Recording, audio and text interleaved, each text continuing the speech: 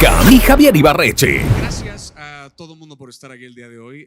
Estoy muy entusiasmado de entrevistar en breve aquí a Paul Thomas Anderson. Me imagino están entusiasmados ustedes también de ver esta charla. Gracias por acompañarnos. Nada más un pequeño aviso parroquial antes de comenzar.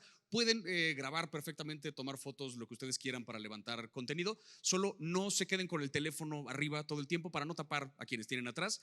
Esto se va a transmitir en las redes de Warner. Va a quedar la transmisión en vivo para que también puedan sacar de ahí material si lo necesitan. Por lo demás, disfruten. Aquí tenemos preguntas muy interesantes que hacerle a este legendario director y voy a switchar ahora sí a inglés para presentarlo, para que empecemos con esto. Good afternoon, everyone, and welcome. Today, we are joined by 90 students from colleges around Mexico and 10 Latin American content creators for a special Q&A with one of the most complex and visionary filmmakers of our time, Paul Thomas Anderson. Yes.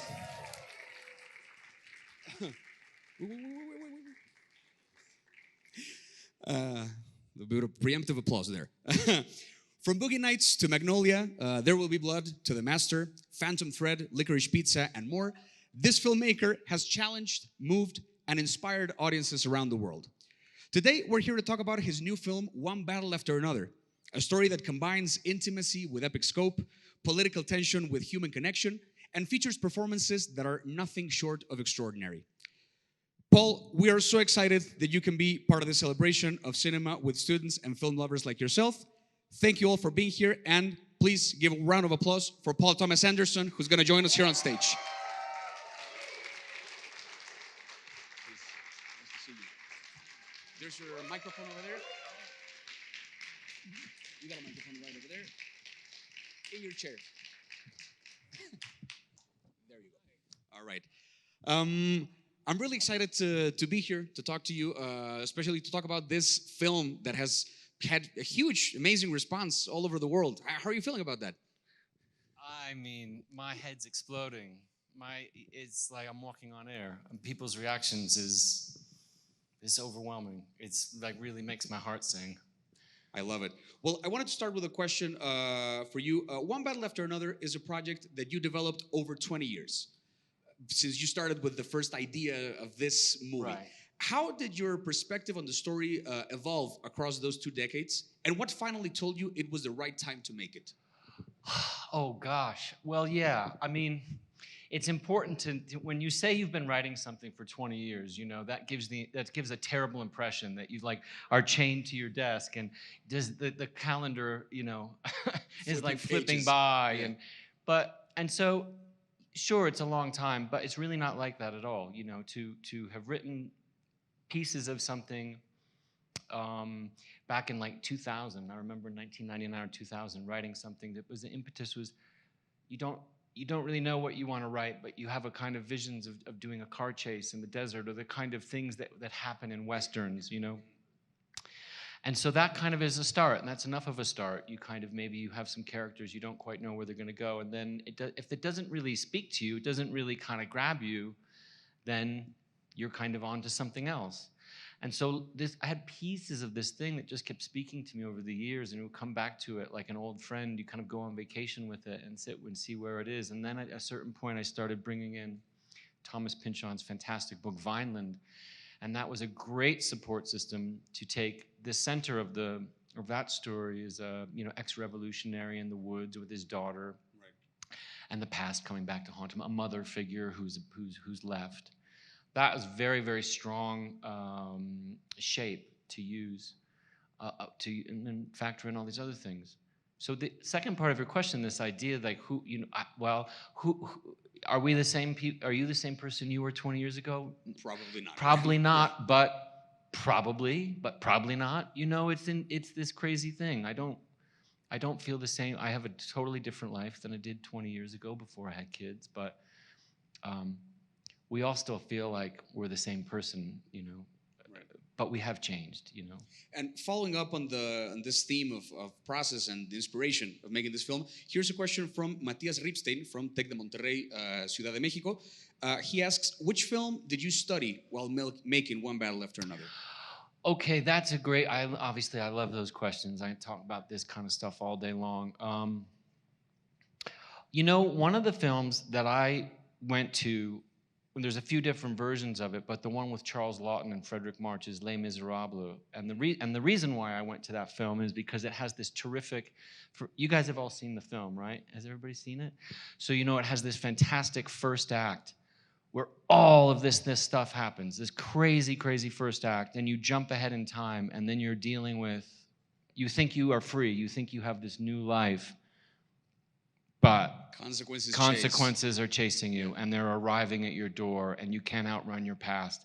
So I watched that, the one with Frederick March and Charles Laughton, I loved. And so and by the way, I should say, I watched that only like 5 or 6 years ago, and it really helped me, because before that, writing all these years, you try everything. You say, well, what if there's flashbacks? What if there's this? What if there's this? What if you're trying all these different things that never quite sit right? And I remember seeing that film and feeling like, that's what we should do. That's a linear way to do it. And then you kind of have the emphasis, at least in our story, it gives you an emphasis on the child 16 years later. And moving. By the way, I don't want to rush you, no, please. and because we can, but a million other movies too. You know, tons of westerns. The Unforgiven, I watched a lot. Duel in the Sun, French Connection, obviously. Vanishing Point. Anytime you're going to do a car chase, you have to look at these films and these kind of desert films. Those are terrific inspiration. It was more than one story that inspired this. That's one, absolutely right. right. You know, and there's also just a great film I want to mention, make sure that people see it, called Running on Empty, which is a beautiful film that Sidney Lumet made. And that is very similar to our story, very different in how they approach the story, but similar in radical revolutionaries who have escaped the late 1960s and are now dealing with grown-up children, you know, and how to manage their life that they're living in secret, whether they can allow their child to blossom and join society. It's a beautiful film with River Phoenix and Christine Lottie that Sidney Lumet directed. I love the shout out and the recommendation. Yeah. And speaking of the collaborators that were part of this movie, Leonardo DiCaprio said he'd been waiting 20 years to work with you. Can you share what that collaboration was like and how he shaped Bob into something beyond what was on the page? Well, you know, I mean, Leo works like most great actors do, which is you have something on the page that maybe is good, but they're going to take it and they're going to make it great. And some of that happens in conversations, you know. Leo and I think a lot of our conversations were really about the story and the direction that the story takes, because the traditional path that a story like this might take is a father is there to rescue his daughter. So if you take the traditional route, inevitably that father is going to have to shoot somebody else to save the daughter, right? That's how this stuff's supposed to go.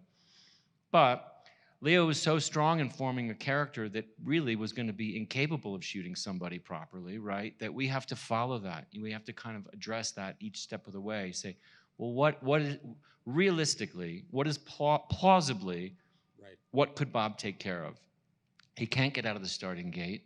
He can't remember the password. He can't just suddenly remember the password, right? That's not going to happen, right? So you have to you talk through all of the things, and you have to ground it. As much as the movie is wild and crazy, you have to asking yourself these very honest questions in a dialogue back and forth, I think, between what could I really do? What could I accomplish? I'm not going to save the day. I'm not going to be able to suddenly remember the password. You know, these kinds of questions you're constantly asking yourselves, and you try to ask as many as you can in the script stage, but then they all arise when you're in a three-dimensional space and you're really looking at the space and what's happening.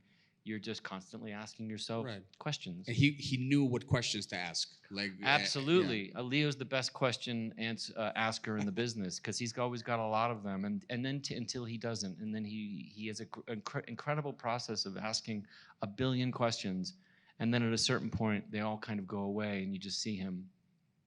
He's like soaring. It's a very strange thing to witness, and that's probably why he's such a big star. Of course. And now moving into visuals, we have a question from Hector Noé Nieto Garcia from UVM Coyoacán. He asks, in your visual style, there's a clear attention to detail. How do you decide the aesthetic and atmosphere of each film? Well, I mean, I think try very hard not to overwhelm it with a visual style. And I guess what I mean by that is sometimes it's okay to not be gourmet in your photography. You're there to tell a story. You don't want it to look ugly. It's a movie. It has to be exciting. You want all of those things. You're looking for visual energy but to not be scared of making something ugly. Walk into a room, walk into a location and say, where's the light coming from? You know, what is realistic? What is honest? And then once you have the basis of what's honest, you can decide how much it needs to be magnified up because it's a movie or whether you need it to stay right where it is. You know, it's we always sort of seem to be checking ourselves as a system of checks and balances among the crew of, yeah, when do we have to do something for dramatic purpose, or when is it okay to just kind of make it mundane and stay out of the way, you know? Sometimes if the movie overwhelms you with a visual style, it might mean that it's supporting something that needs to be there, that the strongest thing being the story, the script, the people, you know? Yeah. It's trying to find a balance. It is. It's always trying to find a balance, always asking yourself those questions. And speaking of that, there's a question from Christopher Alexis Antunes Castellanos, also from UVB in Coyoacán. In your creative process, how do you balance giving actors the freedom to explore their characters with the very specific vision that you have as a director? Okay, well, I'll tell you how you do that. At least our approach to it is we try to do a tremendous amount of preparation with location scouts, using the phone, finding locations. The more you can find locations where you can be there for a few days and you can, you know, it's important to walk in with a plan, obviously. But it's equally as important to be flexible in that plan, you know, because I don't think if you're an actor in a scene and you show up to work one day, I tell you where to stand and I tell you to go over here and I tell you to go over there, that you're going to feel very you know, you're not going to feel part of the process. Right. It's always important to walk in having a plan that you're prepared to throw out the window if the actors find something in the space. So in our very prolonged location scouts, we have a basic idea of how something might go, and usually I can guess pretty good, and sometimes there are scenes that it doesn't, if it's a small scene that just needs to get you from here to there, you do need something that you want to you tell everybody, and that's okay. But you have to walk in open to everything and be ready to see something new. So when we location scout, we do have a plan, but we also know, you know, in other words, you might be ready to shoot here, but you also have to be ready to turn around and shoot this way. Right. And so that, in a practical sense, means something like, well, where are you going to park the trucks? Where are you going to put the lights? Where are you going to put everything? Are you taking any lights? How can we be small so we can be flexible? So it's all in the preparation. You know, it's very hard to be flexible if you have 100 people standing around and trucks that are parked everywhere. The more you can kind of narrow things down and have flexibility, the more agile you can be. For as big as this movie was, and for as long as we shot, it was still the same 15 or 20 of us around the camera that it always is. There's still the same exact amount of people that we had on Licorice Pizza or Phantom Thread. That doesn't change. In spite of the scale of the movie. In spite of the scale. That's not to say there aren't days where you have cars falling off cliffs and this stuff. Yeah. You take on more people. You have to have that for safety and that kind of stuff. But the majority of the film is the same size crew that made smaller films, bigger films. That doesn't have to change. Yeah, like finding this middle ground between making things happen and letting things happen. Right? Absolutely. Like, yeah. That's absolutely right. And collaboration has always been central to your work. What does it mean to you to keep building films with the same creative team? Jonny Greenwood, the late Adam Sumner, Florencia Martin, and how do those relationships shape the final film? Well, that's all you have, isn't it? I mean, that's what you have. Right. I mean, I'm just old enough now to not want to go to work to do it if I'm not with people that I love and I want to be with. You know, it's no longer about the finished product as much as it is about being with people that you love to collaborate with. And so it's everything. Their feedback to you, our knowledge of each other as collaborators and friends, and a system of checks and balances you know, you look over to somebody that you trust and they're kind of shaking your head and you go, oh shit, okay, maybe I'm off course. And the joy of collaboration is, it's the only reason to go and do something.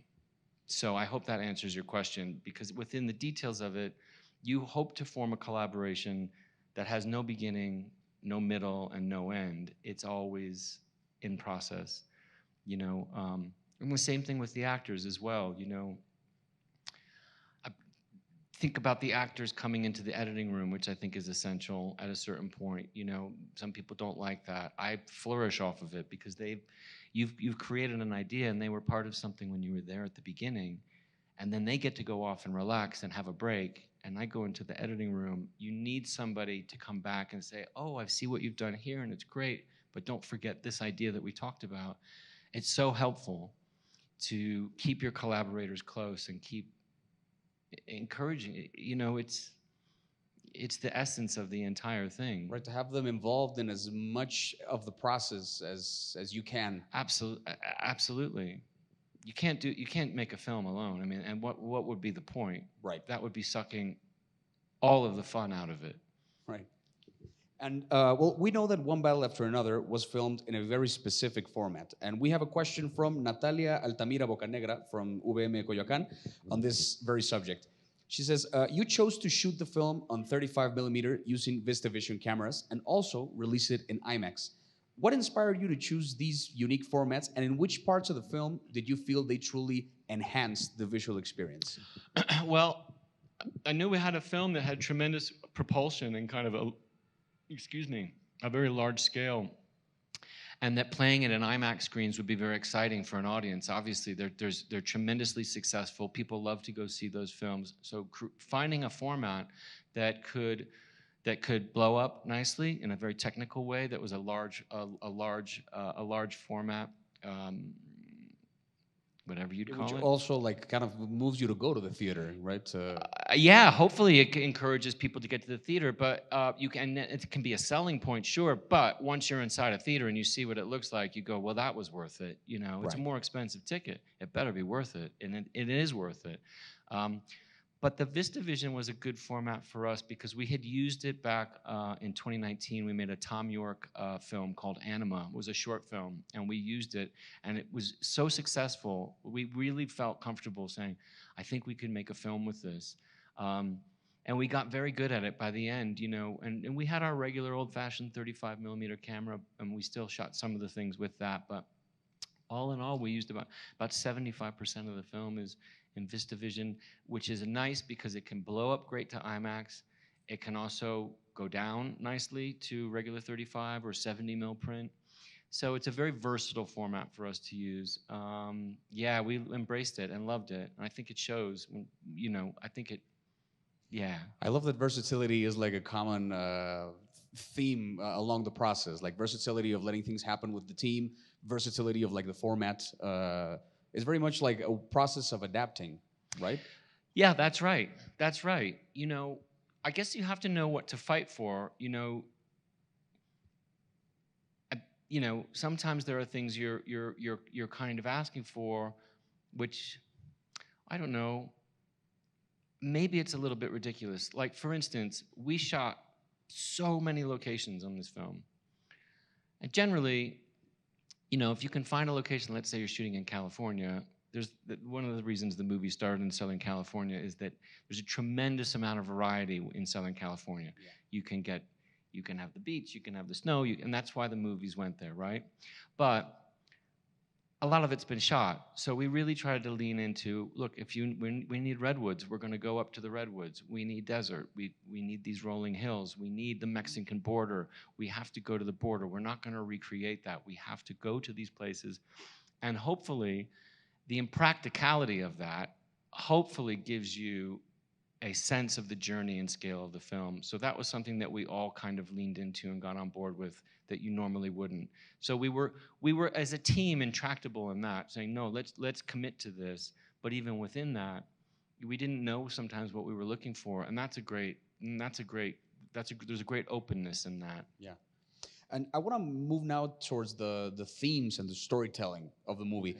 I think in your films, we often see characters caught in a transitional moment of American history.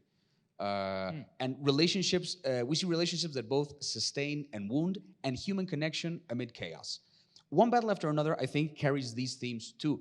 Yet it feels unlike anything you've made before. How do you revisit familiar questions while still giving us new answers? Huh. Well, that makes me sound smarter than I really am, I think.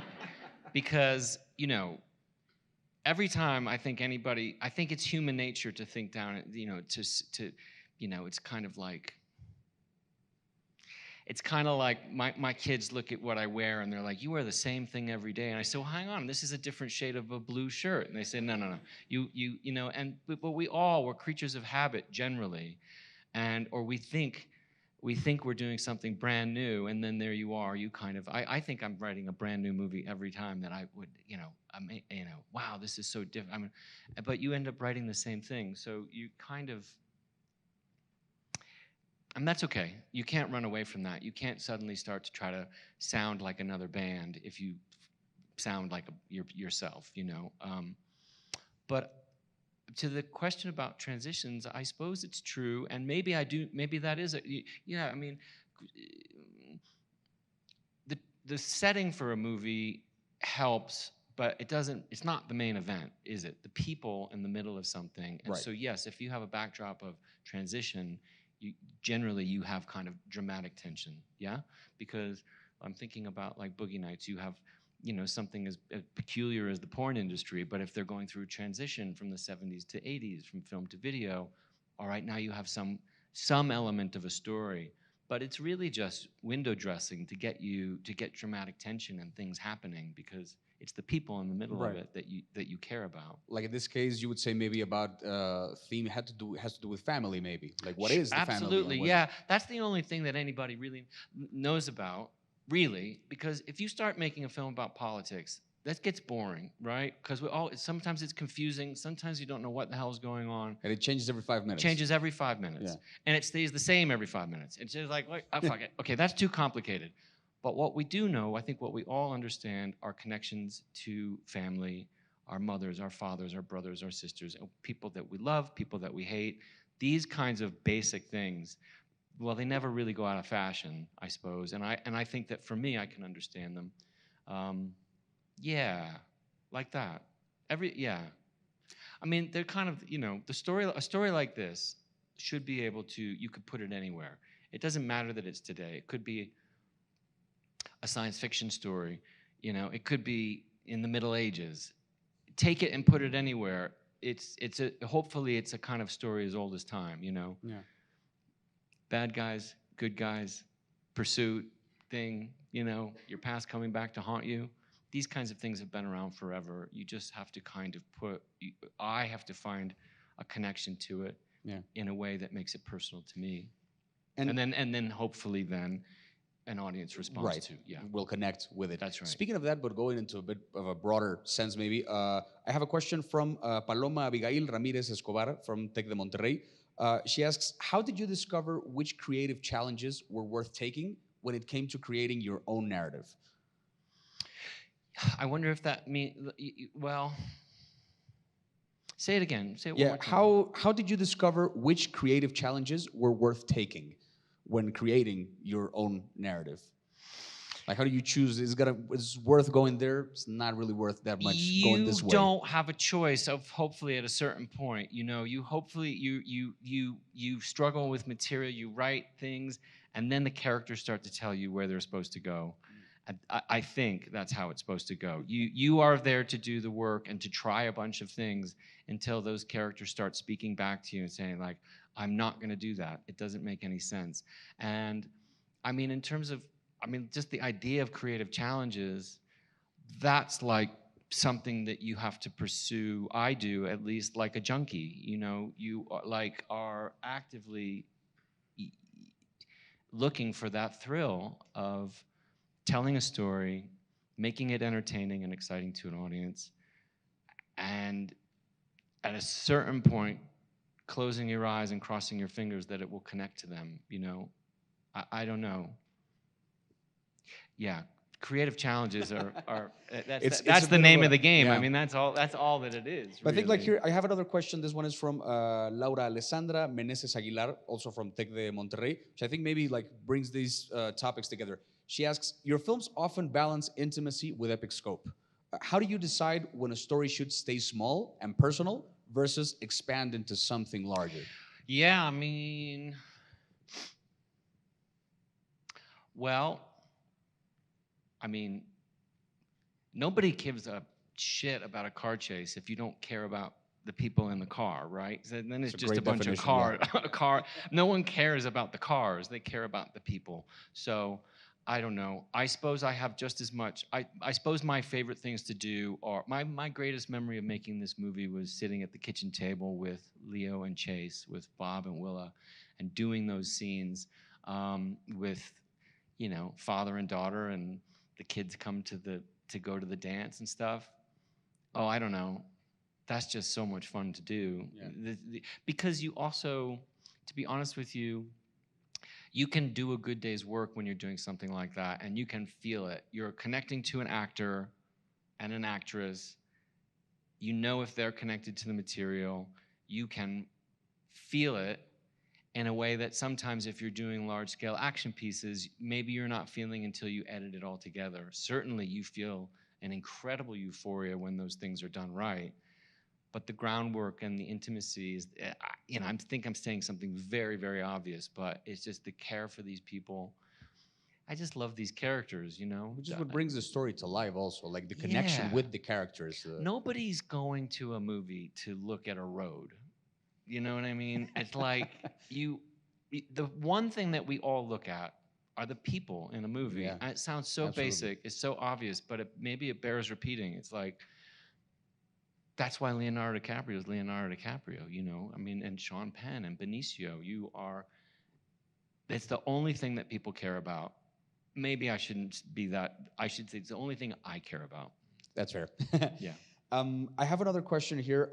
Moving on to like the themes of like fear and relationships and human connection. That's also like a big part of the movie. I love this question. It's from Juan Pablo Rangel Loretz from Universidad Anáhuac. He asks, the trailer ends with the phrase, freedom is not having fear. Was there a moment in your career when you had to let go of fear in order to film with complete freedom? Well, you know, I mean, I feel a lot more. I feel a lot more aligned with that philosophy when I'm on a movie set than I do in real life. You know, which I guess is a natural thing to feel a confidence and not fearful when you're working or you're surrounded by your friends, or it's bringing that philosophy into life, into your daily life. That's probably different. That's a Nina Simone quote. She's the one that said that, and we have to give credit there. She was asked in an interview by an interviewer, what is freedom? And at first she said, I don't know what it is. And then she, like, as if she was hit by a bolt of lightning, she said, I know what it is. It's no fear. I just think that's the most beautiful thought. Yeah. And it kind of reverberates out around in your head, and you can apply it to so many things. And it's funny because that was not a written line. I think we were so deep into shooting the movie, and that somehow along the way that kept coming into my head, and I gave it to Benicio to say. You found the moment for him to say it. That's right, yeah. Yeah, and it just works. Thank you to Nina Simone for that. Absolutely. And very quickly, before we wrap things up, I mean, This is so short. This is going so well. It is. I'm only following your instructions here, but Well, but I mean, shit, I came a long way to Mexico City. Unless I hear otherwise, I'm gonna start to move towards the end. But I want to take an opportunity, the fact that we have like film students from several colleges here and content creators who are passionate about film. I wanted to ask you, just to wrap things up, if you could give one piece of advice to all the film students, not only present with us right now, but in Latin America, maybe watching this right now, who want to tell stories that last, stories that, like this one, live in your mind for decades, what advice would you give them? Oh my gosh. Well, no pressure. No, I know, but Robert Altman always said, don't take advice from anybody, you know, and that was his advice was don't take advice, which is a pretty good line, but it's also not very helpful either. It's very like, and I don't. Nobody likes free advice, right? Because everybody's got advice, right? So that's it. Maybe he was onto something and saying like, everybody is an expert, but nobody's an expert. I mean, that's what I learned. I used to think like, wow, you know, when I finally make it in Hollywood, I'll get there and I'll have all the stuff that you need to make a movie. Let me tell you, I've been there. There's no new shit. It's all that. There's nothing waiting for you on the other side of success or a bigger. There's nothing waiting for you. You have it all already in your pocket. I swear to you. There's nothing. There's no piece of gear. There's no expert. Maybe the thing that is there, that if you found, or maybe you haven't found yet, you're searching for, is your collaborators, your family to make films with. It's the only thing you're really going to remember. That's the only thing that I remember are the days and the joys of working with people that I love. Maybe that sounds slightly romantic, but I swear to you, it's true.